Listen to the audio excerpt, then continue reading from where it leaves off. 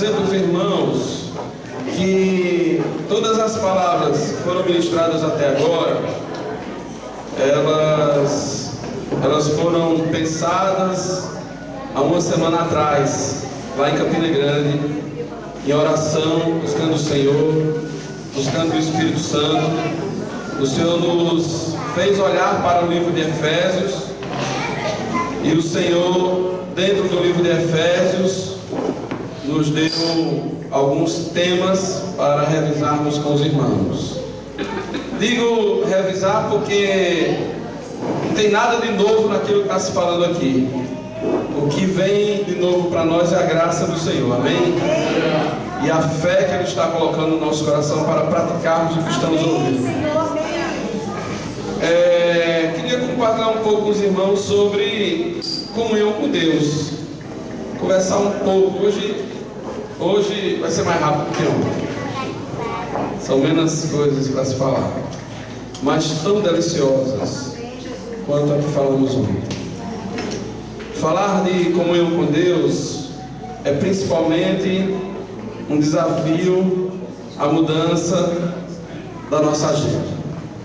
O que mais é afetado quando compartilhamos sobre comunhão com Deus é aquela nossa agenda, os horários do nosso dia, né? Eu queria dizer primeiro para os irmãos que Deus está com muito mais expectativa de estar conosco do que propriamente nós estar com Ele.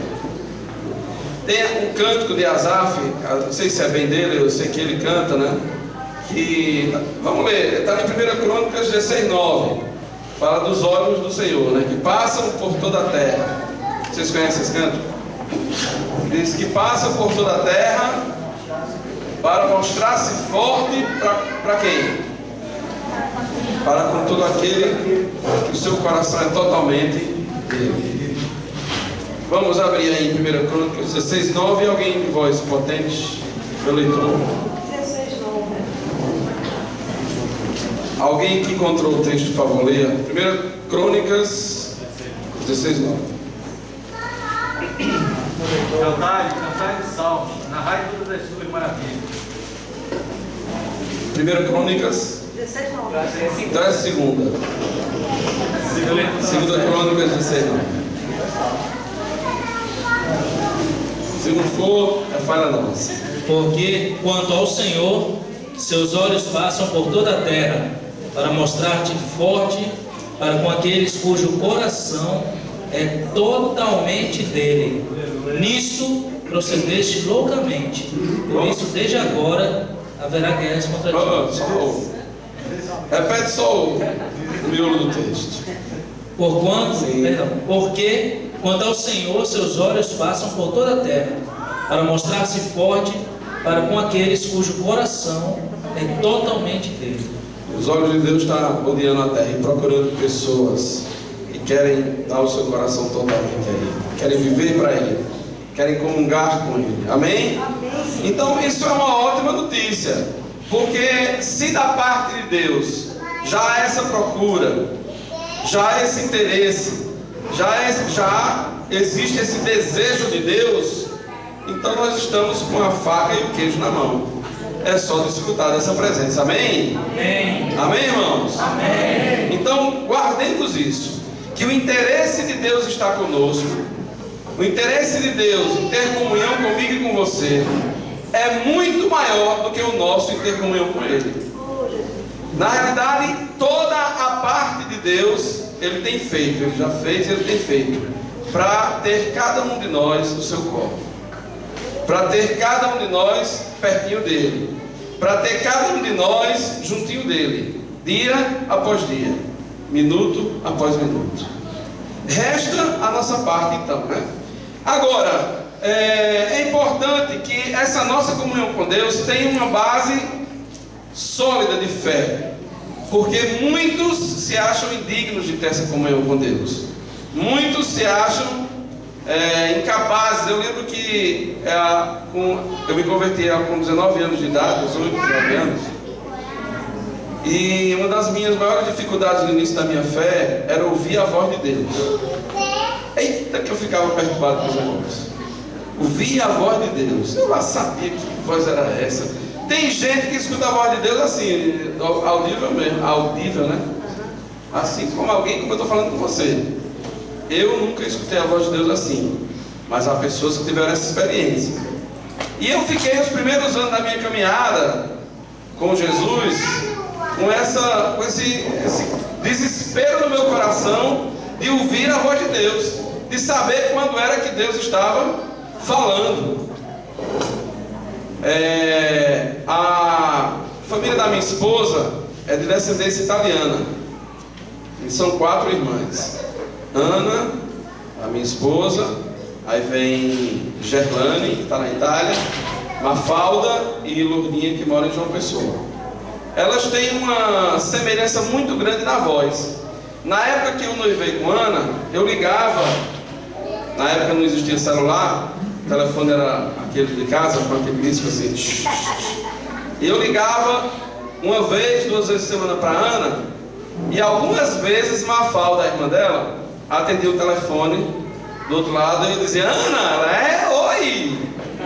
E ficava ali, tempos conversando comigo. Na metade da conversa, quando eu começava a dizer umas declarações, ela... Porque eu não fazia distinção entre a voz de Ana e a voz de Mafalda. Tempo desse, ela ligou lá para casa. Tempo desse não, faz alguns anos já, né, André? Já ela estava na Suíça. E ela ligou lá para casa e André atendeu e disse assim: Dielane! Aí ela fez: oi, André! E ficou conversando com o André achando que era Gerlane. A semelhança da voz é muito grande entre elas. Mas com o passar do tempo, com o passar dos dias do nosso noivado, eu fui aprendendo a distinguir a voz de Ana das irmãs, né? Imagina que confusão se a gente não aprende. E a voz do Senhor, ninguém deve se aperrear para distingui-la, porque o próprio caminhar com o Senhor vai nos fazer aprender a ouvir a sua voz e distinguir a sua voz das demais vozes. Não se aperreie. Deus tem interesse em se revelar para você. Deus tem interesse em ensinar para Ele, ensinar a você a ouvir a voz dele. Deus tem interesse em fazer com que você aprenda a distinguir entre a voz dele e a sua alma, a voz dele e a sua mente, a voz dele e o mundo. Deus está comprometido com você nessa relação de comunhão. Ele já fez a parte dele. E a base principal da nossa fé, desse acesso que temos a Deus, é Jesus. Vamos abrir a nossa Bíblia em Hebreus capítulo 4, versos 15 e 16, até que foi citado aqui esses dias aqui, esse texto, que foi lido, mas foi citado. Eu queria falar algumas coisas rápidas sobre esse texto, porque eu acho que, tendo a certeza de que Deus quer essa comunhão conosco, nós precisamos ter essa comunhão baseado na pessoa de Jesus Cristo, amém? Vamos lá, Hebreus 4, 15 e 16. Porque não temos sumo sacerdote que não possa compadecer-se das nossas fraquezas. Antes, foi ele tentado em todas as coisas, a nossa semelhança, mas sem pecado. Acheguemo-nos, portanto, confiadamente junto ao trono de graça, a fim de recebermos misericórdia e acharmos graça para socorro em ocasião oportuna. Aleluia. Esse texto é fantástico. Desde o versículo 13, o escritor de Hebreus já está dando algumas dicas para a gente. No verso 13, ele fala, por exemplo, que não existe nenhuma situação que esteja encoberta aos olhos de Deus. Então Deus está vendo você, Deus acompanha você dia e noite. Deus sabe que você, por onde você anda, o que você faz, o que você pensa. Deus está vendo você deitar para dormir, está vendo você levantar, está vendo você indo para o trabalho. Deus te acompanha. Não existe nada que possa ser oculto a Deus.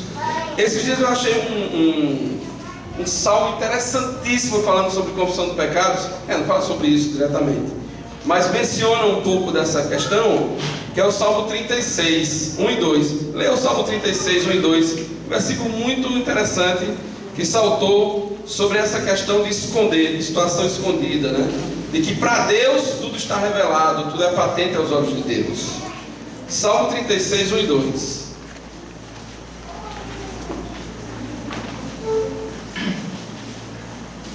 Há no coração do ímpio a voz da transgressão. Não há temor de Deus diante dos seus olhos, porque a transgressão o lisonjeia a seus olhos, e lhe diz que na sua iniquidade não há de ser descoberta nem detestada. Que na sua iniquidade não há de ser descoberta, né? Então assim, o ímpio tem a ilusão que vai cometer alguma coisa que ninguém vai descobrir, vai ficar escondido para sempre. Mas a gente que acompanha a palavra sabe que todas as situações estão patentes aos olhos de Deus, e que mais cedo ou mais tarde aquilo há de se revelar.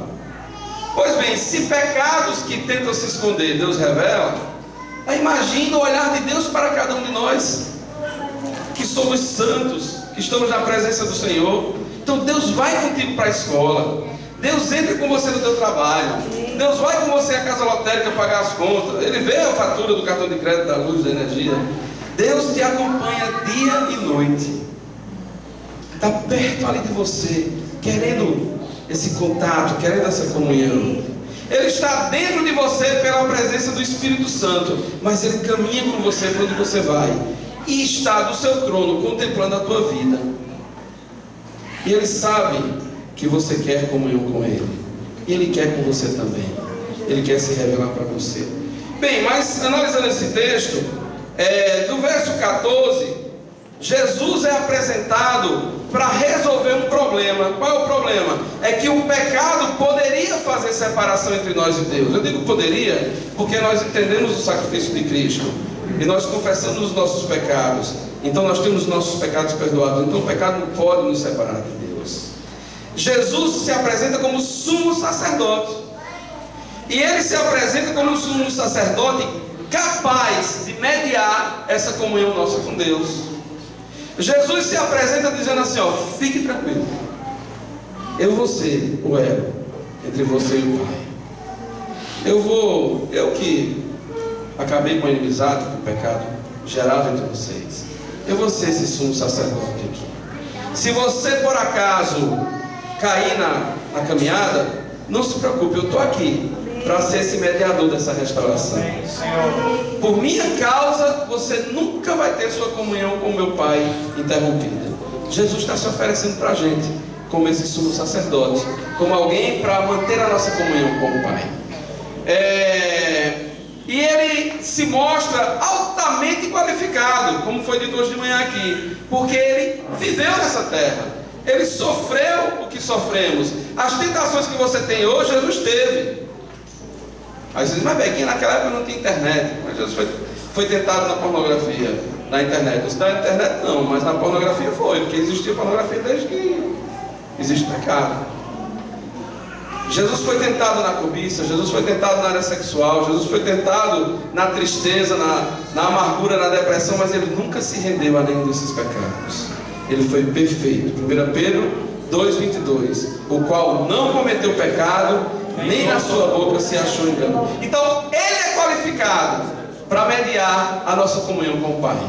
Ele é qualificado para resolver nossa situação em caso de queda, em caso de pecado. Então nem esse pecado vai nos afastar do Senhor, porque Jesus se oferece como solução, como mediação entre nós e o Pai. Amém? Outra coisa que nos favorece, primeiro é que Deus está muito interessado em ter essa comunhão conosco. Segundo é que Jesus está se oferecendo aqui como nosso sumo sacerdote capaz. A terceira coisa é a certeza que temos que ter do perdão de Deus.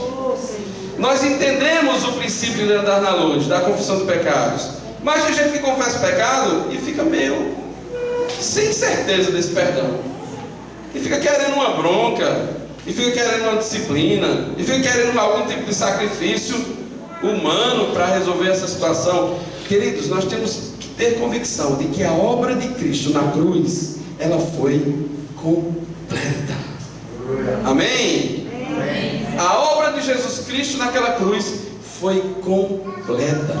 O sangue derramado naquela cruz é capaz de perdoar qualquer pecado cometido, desde que devidamente arrependido desse pecado e confessado. Amém? Amém, Senhor. Amém? Amém. O sangue de Jesus apaga qualquer pecado Glória. a partir de um coração quebrantado. Hebreus capítulo 10, versos de 15 a 18, fala um pouco dessa garantia de perdão, dessa garantia de que se você andou na luz aqui agora, você tem acesso livre à comunhão com Deus, acesso livre à presença de Deus. Vamos ler, Hebreus 10, de 15 a 18.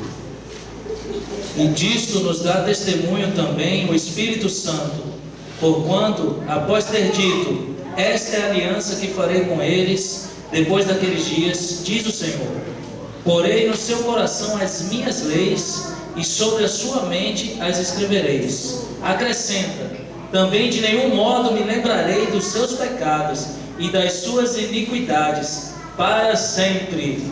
Ora, onde há remissão desses, já não há oferta pelo pecado. Aleluia. O que é que o texto de Deus está dizendo aí? Dos seus pecados jamais eu lembrarei. Oh, Deus. Pecado confessado para Deus está esquecido. Amém? Amém. Amém, irmãos? Amém. Samuel sempre diz assim, quando está falando de andar na luz, né? É que quando nós confessamos um pecado, Deus pega esse pecado e joga no mar do esquecimento. E coloca uma plaquinha lá, é proibido pescar. Você nunca deve esquecer os seus pecados. Eu nunca devo esquecer dos meus pecados, para não cometê-los mais. Mas nosso Deus esquece de todos eles. Amém? Queridos, Deus quer essa comunhão. Deus não quer que pecado atrapalhe essa comunhão. Deus preparou tudo. Jesus é o nosso sumo sacerdote. Mediante o andar na luz, Deus esquece o nosso pecado. Então por que nos restringir? Por que ficar tímido na presença de Deus?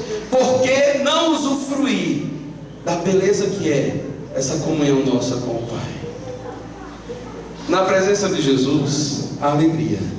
Na presença de Jesus, a força. Na presença de Jesus, a renovo. Amém.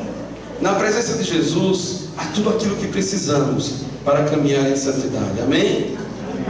Ah, como é bom estar na presença do Senhor. Eu não sei se você consegue fechar seus olhos e sentir o Espírito Santo aqui entre nós, confirmando esse desejo de Deus, confirmando esse desejo que Ele tem de estar conosco todo dia, toda hora, de ver um olhar nosso para Ele, de ver uma frase saindo da nossa boca para Ele, de ver um pensamento saindo da nossa mente para Ele. Mas eu sinto o Espírito Santo chamando a igreja a esta comunhão. Eu sinto o Espírito Santo chamando a mim e a você a gastar tempo na presença dEle. Eu sinto o Espírito Santo insistindo conosco e batendo na mesma tecla. Sabe por quê, amados?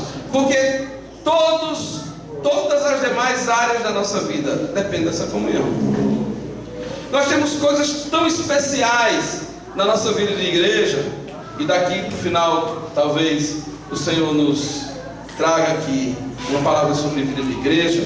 Temos coisas tão lindas, o discipulado, o companheirismo, a vida de igreja, a comunhão, o fazermos refeições juntos. Tudo isso Deus tem nos dado como igreja, mas tudo isso depende da nossa comunhão com o Pai. Porque se estamos conectados com o Senhor, temos o que dar a nossos irmãos. Se estamos na presença do Senhor, temos o que compartilhar uns com os outros. Se estamos na presença do Senhor, estamos na presença dEle, estamos em dependência dEle, para abençoar uns aos outros. O discipulado se torna leve, porque nós estamos na presença de Jesus, porque estamos na presença de Deus, na comunhão com Deus. Então eu penso que o Senhor está clamando a todos nós e nos chamando para perto dEle. O salmista Davi tem uma comunhão fantástica, né, com Deus. E no Salmo, nós não vamos ler o Salmo todo, porque é um pouco grande, o Salmo 119.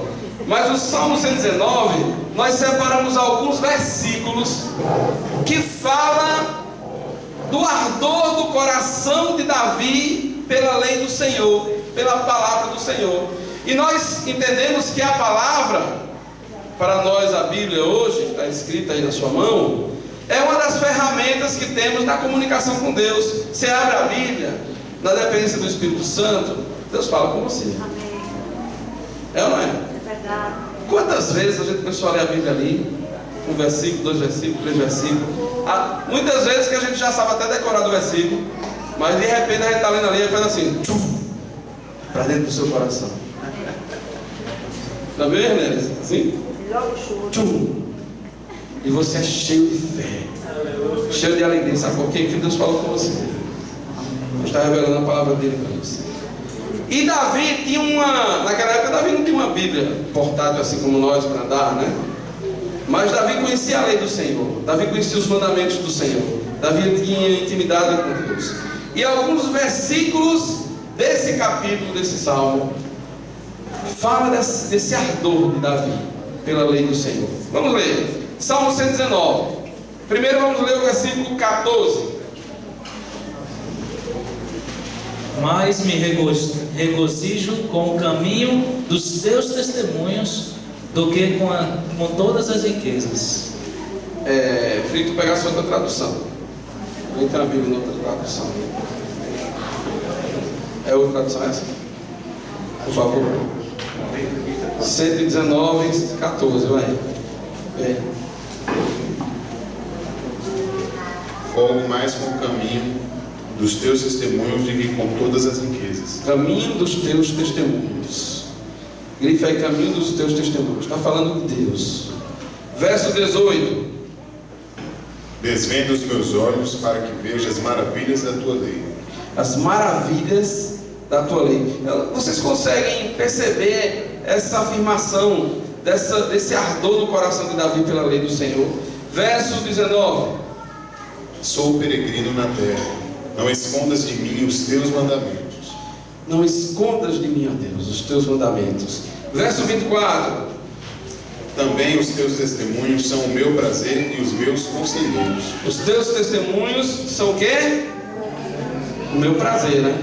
Até pouco tempo atrás, meu prazer maior era uma picanhazinha mal passada com comidinha, aquela coisa toda. Bom. Eu bati uma foto nas férias da última que eu comi. Você vai demorar pra comer outra dessa? Aí eu bati uma foto. Quem quiser ver, tá linda. Pois bem, aqui Davi está revelando que o prazer dele estava na lei do Senhor, a alegria do coração dele. Era gostoso pensar nas leis do Senhor, nos mandamentos do Senhor, no caráter de Deus, na presença de Deus. Verso 24, já leu? 43. E de minha boca não tires nunca de todo a palavra de verdade, pois me atenho aos teus juízos. Me atenham aos teus juízos. 47. E alegrar-me-ei em teus mandamentos, que eu amo. Alegrar-me-ei em teus mandamentos, que eu amo. Verso 50. Isto é a minha consolação na minha angústia, porque a tua palavra me vivificou. A tua palavra me vivificou. 54.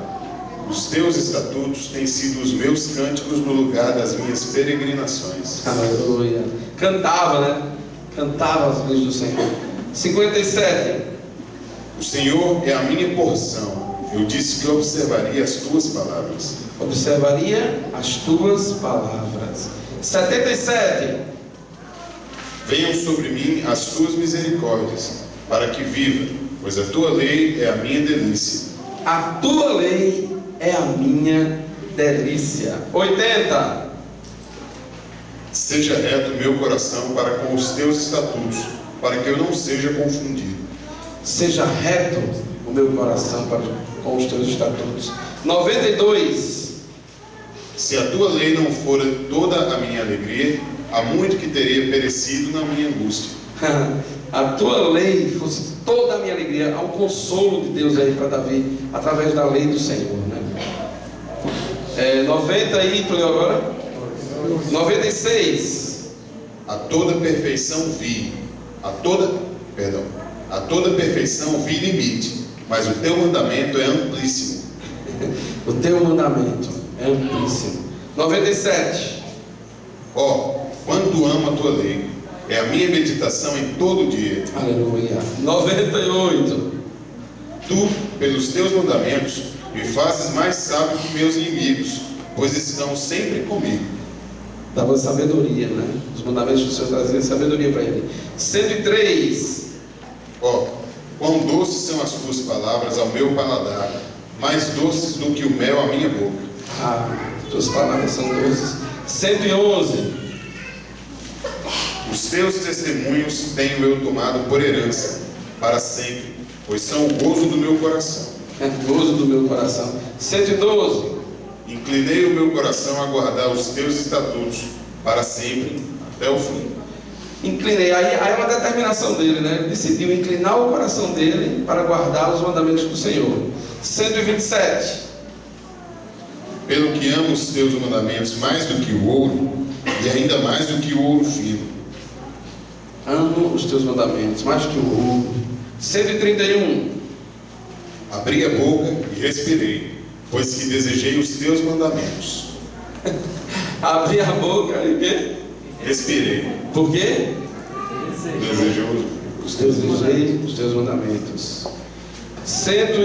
Quanto foi agora? 31? 140. A tua palavra é muito pura, por isso o teu servo a ama. Por isso o teu servo a ama. 143.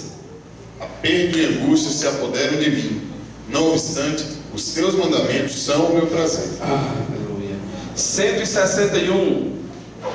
Príncipes me perseguiram sem causa, mas o meu coração temeu a tua palavra. Temeu a tua palavra. 163. Abomino e aborreço a falsidade, mas amo a tua lei. Amo a tua lei.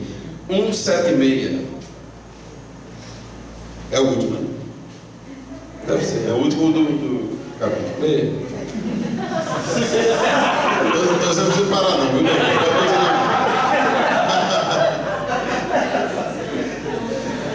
Desgarrei-me como ovelha perdida. Desgarrei-me como ovelha perdida, busco o teu servo, pois não me esqueci dos teus mandamentos. Gente, tem tantos outros versículos dentro desse mesmo salmo que fala isso. Eu destaquei alguns só, mas tira um tempo para ler o Salmo 119 e você observar a alegria de Davi com os mandamentos do Senhor. Eu queria perguntar aos irmãos: quantos aqui tem mais de 5 anos de convertido? Levanta a mão bem alta assim. Permaneça com a mão levantada. Agora, aqueles que já leram, desses com a mão levantada, os que já leram a Bíblia toda, de Gênesis a Apocalipse, permaneça com a mão levantada. Os que ainda não leram, pode baixar. Certo, tudo bem, pode baixar todos. Levante agora quem já leu a Bíblia toda, independente de quanto tempo tem convertido, de Gênesis até Apocalipse. Levanta a mão. Na Bíblia toda. É um número pequeno. Amados, nós precisamos amar a palavra de Deus. Tem tanta coisa linda na palavra. E no Novo Testamento, esse ano eu estou fazendo a leitura do Velho Testamento, e uma das coisas que eu estou destacando no Velho Testamento é todos os versículos do Velho Testamento que falam de Jesus. É assim, ó. Não tem o nome de Jesus no versículo, mas você sabe que está falando de Jesus ali no Velho Testamento. Os Salmos, então, meu amigo, quase que textos inteiros falando de Jesus. Amados, Deus quer falar conosco através da sua palavra. Amém? Amém. Faça um programa anual de leitura.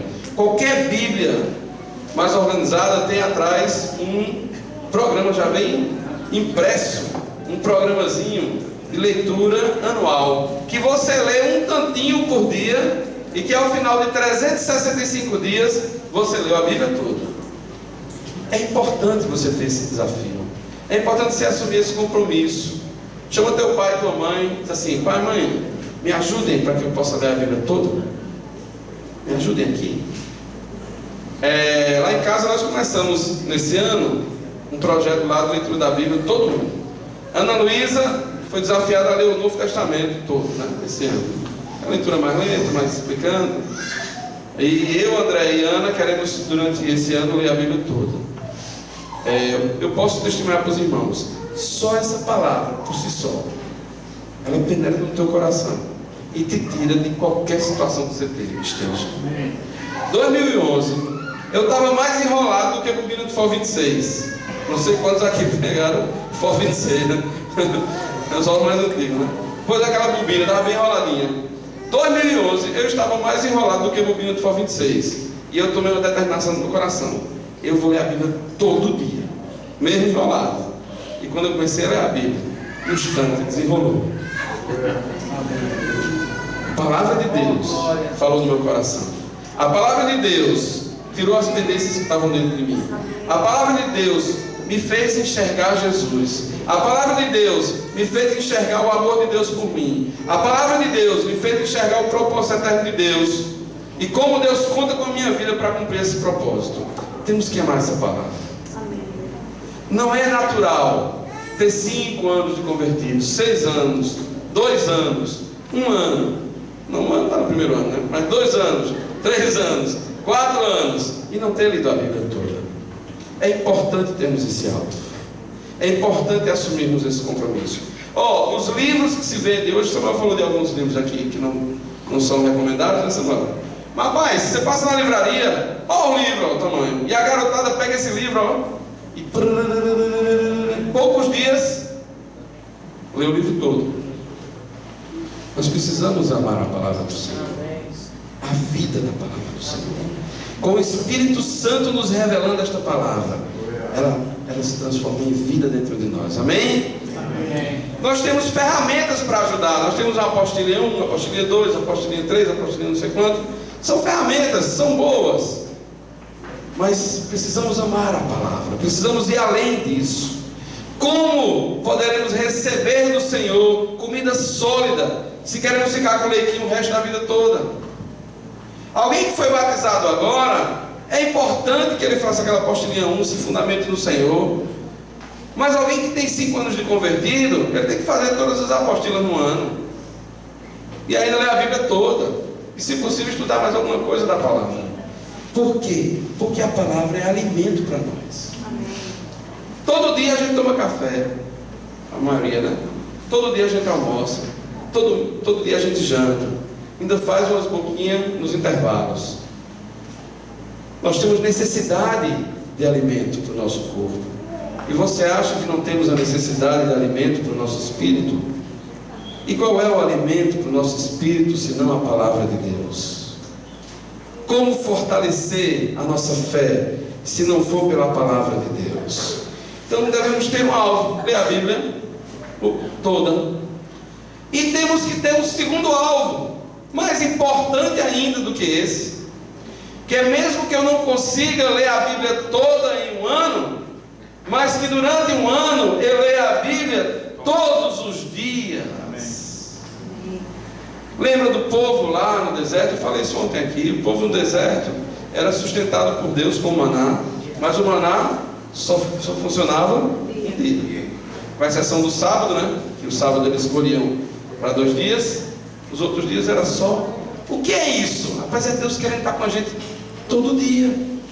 É ler a palavra todo dia. Se você consegue ler um capítulo, ótimo. Se você consegue ler 2, bom demais. 3, um versículo, não interessa, mas vai para a palavra. Outra coisa, não leia de qualquer jeito. Não leia como você lê as crônicas de alguém. Ore a Deus. Esse Espírito Santo de Deus, eu preciso de você. Revela ao meu coração essa palavra, em nome de Jesus. E leia. E o Espírito Santo vai revelar a palavra dele ao teu coração. Amém? Tiveram dias esse ano de 2012 e esse início de 2013 que eu terminei minha leitura diária da Bíblia e eu estava com vontade de pular, eu estava com vontade de gritar, eu estava com vontade de saltar na presença do Senhor pela revelação pelo alimento que o Espírito Santo trouxe ao meu coração, através da palavra. Então é ler todo dia. Amém? Você pode fazer esse compromisso diante do Senhor? Ler a Bíblia todo dia? Ó, o anjo está jogando, anota aí, está anotando. É importante, irmãos. Agora, tem outras ferramentas, além da Bíblia. A oração. Ah, como é importante orar. A oração é tão importante, e aqui eu vou separar essa oração daquele fechar a porta do quarto, que mais na frente eu vou falar um pouquinho. Eu vou falar só da oração, porque eu quero abranger com os irmãos um aspecto da oração muito importante. Vamos ler Lucas 11, de 1 a 4, por favor. Lucas 11, de 1 a 4. Já estou no finalzinho, está terminando. Faltam pouquinhos pontos. 2 pontinhos só. Lucas 11, de 1 a 4.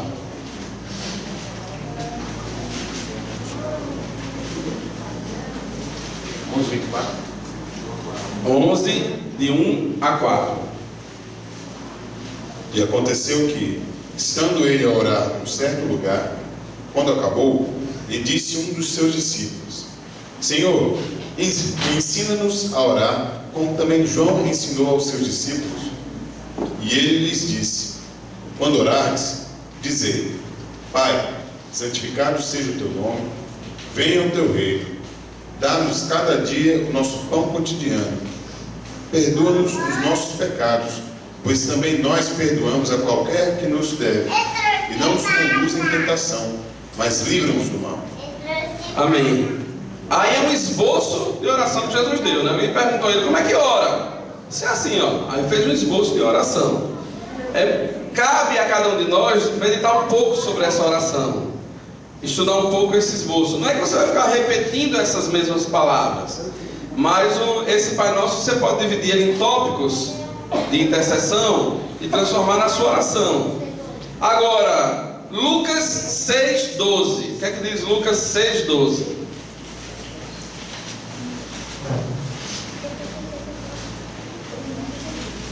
Pode ler? Vai. E aconteceu que naqueles dias subiu ao monte a orar e passou a noite em oração a Deus. Essa é a oração de Jesus, viu? Jesus foi para o monte orar. E ele orou quanto tempo? A noite toda. Amados, como eu fui repreendido pelo Senhor lendo esse texto. Mas assim, uma repreensão boa, aquela que lhe anima. Por quê? Porque o Senhor Jesus tinha necessidade de oração. Jesus, que é Jesus, tinha necessidade de oração. Imagina eu. E Jesus foi e passou o quê? Toda a noite orando. Qual foi a última vez que você passou toda a noite orando? Eu perguntei isso para mim. Não consegui lembrar a data, última data que eu passei toda noite orando. Amados, o Espírito Santo falou claramente para mim nesse texto que como igreja precisamos resgatar vigílias. Há muitas coisas que tiram o nosso sono. Muito trabalho, fadiga muito grande tira o sono. Preocupação tira o sono. Programação de TV tira o sono. Esportes, né? Uma lutinha de UFC, o sono desaparece, né? Vai até 3 da manhã, aí, 2h30. Tantas outras coisas nos tira do travesseiro. Nós temos que sair do travesseiro para orar. Amém? Amém. Amém, irmão? Amém. Durma na reunião, mas depois passa a noite orando.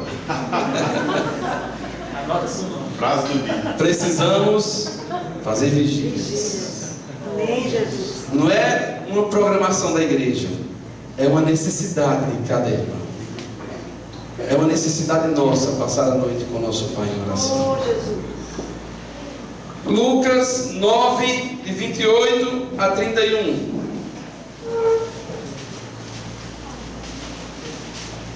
E aconteceu que, quase 8 dias depois dessas palavras, tomou consigo a Pedro, a João e a Tiago, e subiu ao monte a orar. E estando ele orando, transfigurou-se a aparência do seu rosto, e as suas vestes ficaram brancas e muito resplandecentes. E eis que estavam falando com ele 2 varões, que eram Moisés e Elias, os quais apareceram com glória, que falavam da sua morte, a qual havia de cumprir-se em Jerusalém. Ok. O que é que eles estavam fazendo antes de aparecer lá os dois? Eles estavam orando, né? Então, amados, Deus quer fazer coisas grandiosas entre nós. Quer nos revelar a sua graça, a sua glória. Quer nos dar experiências profundas com Deus. Mas nós precisamos orar. A oração você faz no carro, dirigindo o carro. A oração você faz no ponto do ônibus. Você ora caminhando, você ora correndo. Você ora esperando na fila do banco, como também prega na fila do banco, né? Não existe um lugar específico e uma hora específica. Toda hora você pode estar orando. Mas precisamos nos exercitar como igreja e separar um tempo de intercessão e de oração ao Senhor. Amém? Outra ferramenta, o jejum. Mateus 9, 14 e 15. É outra ferramenta de comunhão com Deus. Falamos da palavra, falamos de oração, vamos falar agora do jejum. Mateus 9, 14 e 15.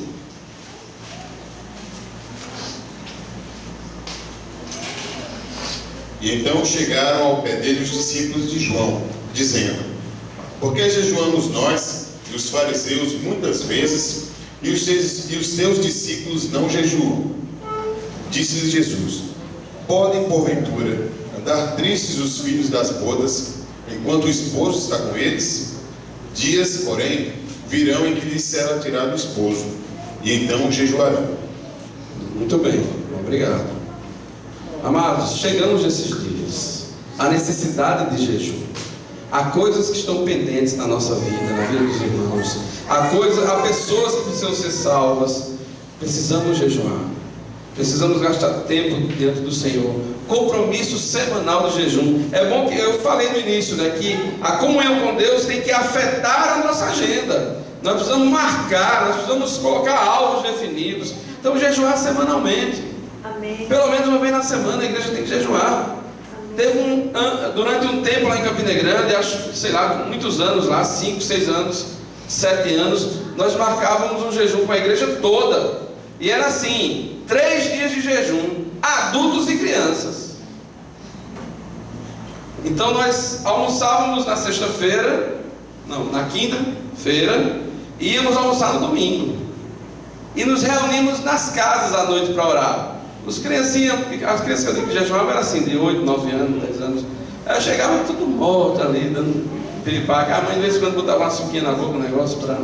Mas foram anos consecutivos jejuando juntos. Uma vez por mês, era 3 dias de jejum, a igreja toda. Não era isso, Samuel? Muito bem. Teve um ano que diminuímos para 2 dias, do almoço da sexta ao almoço de domingo.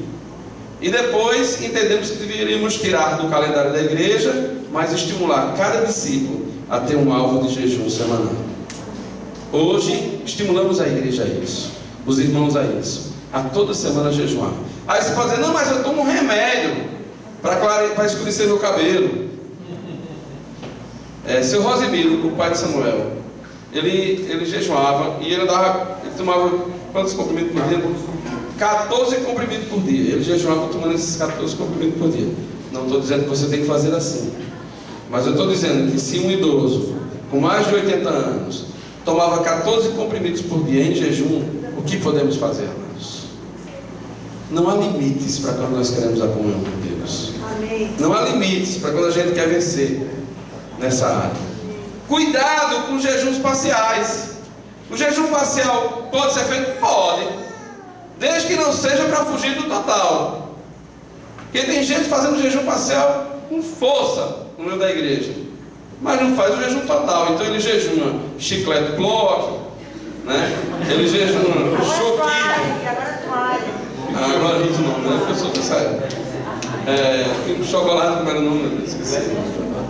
Pilantra. Por que a gente manda chocolate pilantra? O nome do chocolate era pilantra. Era Nescau prensada, não sou que só.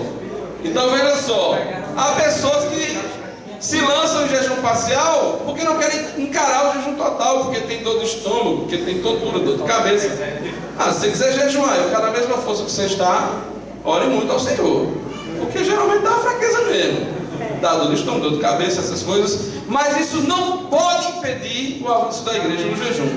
Nós precisamos nos desafiar a jejuar, amém? Pela necessidade que temos. O que Jesus está dizendo nesse texto é que naquele momento ele não tinha necessidade de jejuar, porque Jesus estava com eles. Mas dias viriam que eles necessitariam jejuar. Vivemos esses dias, precisamos jejuar. A última coisa que eu queria falar para encerrar, porque o pessoal está cansado, é Mateus 6, de 5 a 8. O último tópico. Mateus 6, de 5 a 8.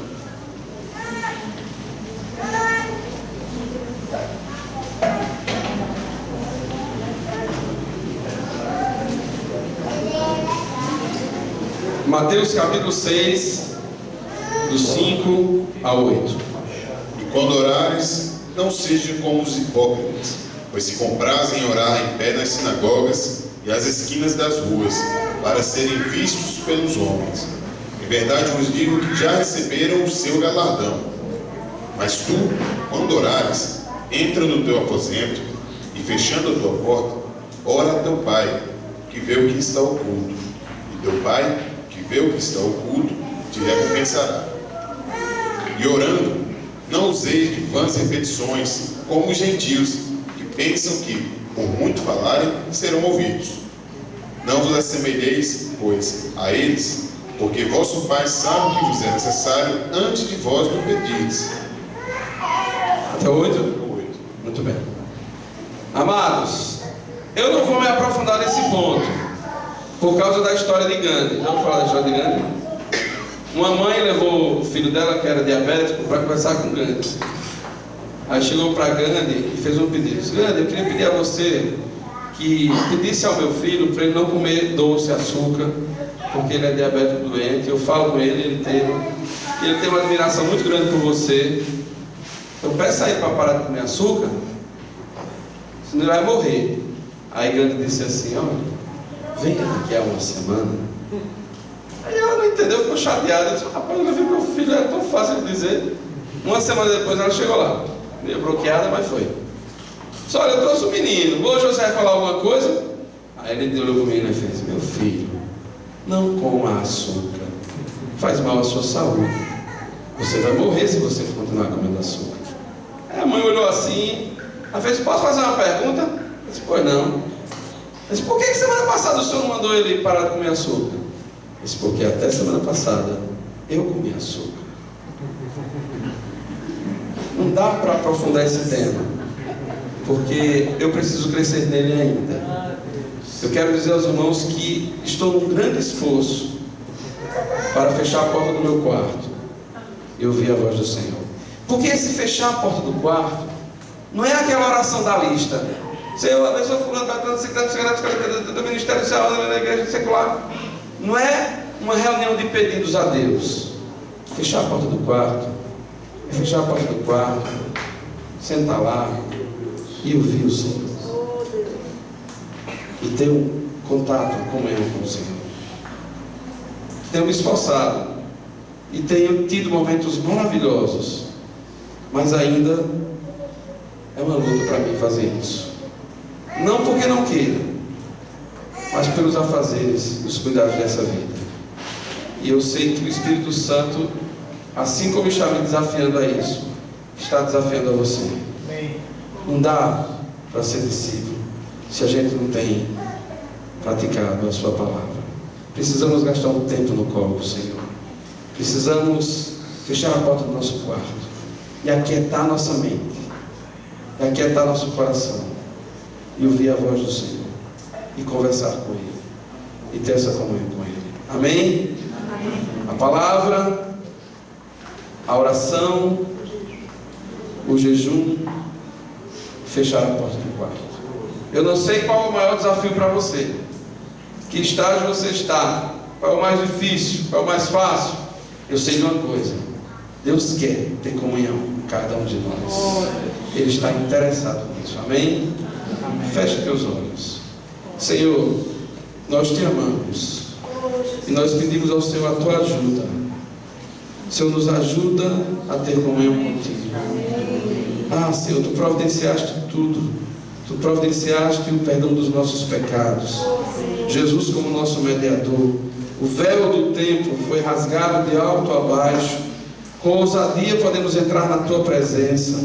Senhor, queremos desfrutar dessa comunhão.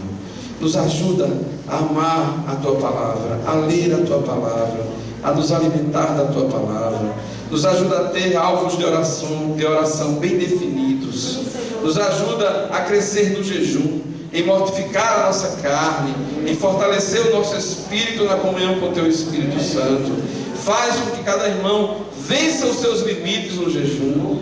Ah, Senhor, nos ensina a fechar a porta do quarto. Nos ensina a estar na tua presença em silêncio, ouvindo a tua voz.